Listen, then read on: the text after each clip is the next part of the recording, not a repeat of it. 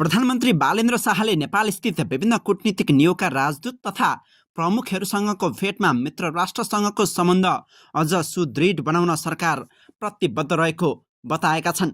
बुधबार प्रधानमन्त्री तथा मन्त्री परिषदको कार्यालयमा आयोजित सामूहिक शिष्टाचार भेटमा प्रधानमन्त्री शाहले नेपालले सबै देशसँगको सम्बन्धलाई उच्च महत्त्व दिने र पारस्परिक लाभमा आधारित साझेदारीलाई मजबुत बनाउने स्पष्ट पारे।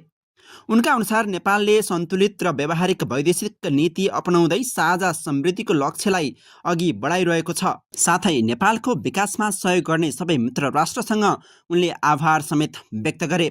प्रधानमन्त्री शाहले विश्वमा भइरहेको द्वन्द्वले सर्वसाधारण नागरिकलाई सबैभन्दा बढी असर पार्ने भन्दै शान्तिलाई साझा प्राथमिकता बनाउनु पर्नेमा जोड दिए।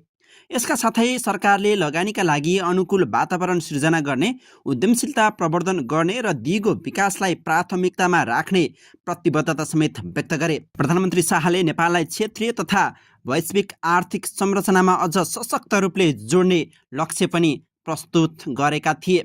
प्रधानमन्त्री शाहले नयाँ सरकार भए पनि नीतिगत निरन्तरता कायम रहने, राजनीतिक स्थायित्व र पूर्व अनुमान योग्य नीति सुनिश्चित गरिने स्पष्ट पारे। यसै विकास, व्यापार, लगानी, जलविद्युत र जनस्तरको सम्बन्धमा सहकार्य विस्तार गर्न सरकार इच्छुक रहेको समेत जानकारी दिए।